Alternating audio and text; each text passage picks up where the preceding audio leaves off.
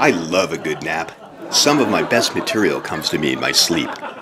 So, a horse walks into a bar. The bartender says, "Hey, why the long face?" My vet's wife was in New York City last week.